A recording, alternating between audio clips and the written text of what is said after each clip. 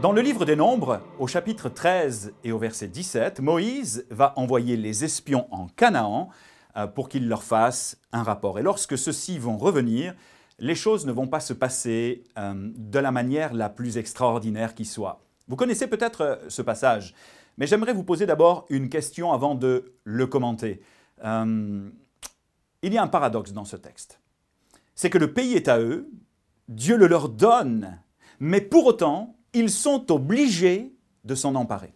Il faut qu'ils aillent à la conquête de la promesse faite jadis à Abraham, Isaac et Jacob.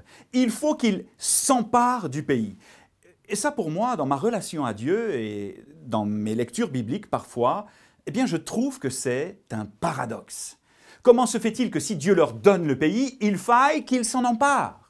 Comment se fait-il dans nos vies, nos propres vies? Eh bien que si nous sommes du côté du vainqueur, nous sommes plus que vainqueurs par celui qui nous a tant aimés.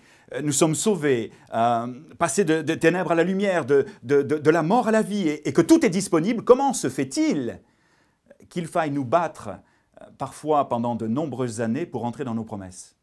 Comment se fait-il qu'il nous faille traverser la vallée de l'ombre de la mort souvent et de nombreuses tentations, de nombreuses déceptions, de nombreuses luttes pour posséder ce que Dieu nous a déjà donné? Il y aurait tant à dire et tellement de réponses à donner, mais celle que je voudrais vous livrer aujourd'hui est la suivante. Entre la promesse et l'accomplissement de la promesse, je crois que Dieu veut exercer nos mains au combat. Je la répète, entre la promesse et l'accomplissement de la promesse, Dieu veut exercer nos mains au combat. Il y a quelque chose d'important que vous devez considérer dans ce texte. C'est qu'ils auraient dû entrer en Canaan.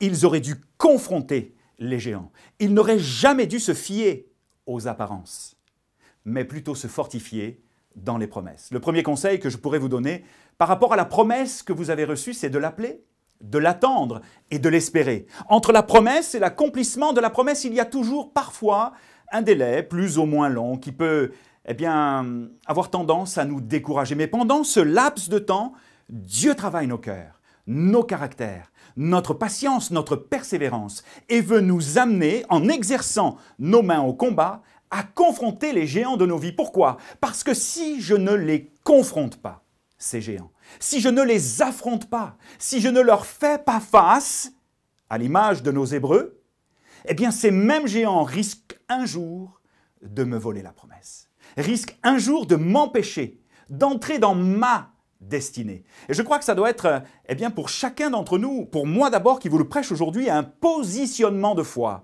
celui de refuser la peur, non pas de la contourner, non pas de l'éviter, mais celui de la refuser en affrontant ma réalité, pour devenir acteur du miraculeux et pour entrer dans ma destinée.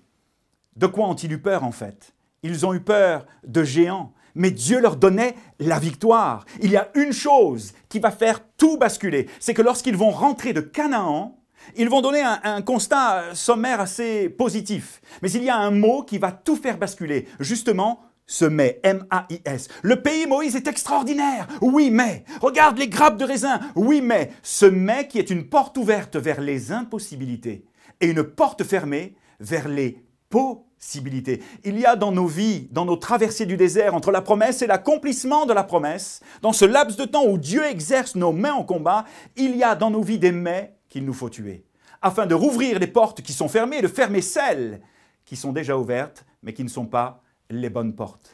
La deuxième chose que nous constatons, c'est qu'ils sont profondément négatifs. Ils ne croient pas qu'il est possible d'accomplir, entre parenthèses, de grands exploits avec Dieu. Ils doutent. Pour autant, tout est possible, nous le savons, à celui qui croit. Et tout est possible à Dieu. Ils sont tellement négatifs qu'ils vont contaminer toute une génération, les empêchant d'entrer dans les promesses. Je dois absolument choisir quel langage parler, quel langage il faut que je parle. Soit le langage du pessimisme et du doute, au risque d'empêcher toute une génération d'entrer dans les promesses, ou le langage du royaume de Dieu, pour permettre à mes enfants et à ceux que je vais côtoyer, à la génération actuelle, d'entrer dans les promesses. Que vas-tu choisir?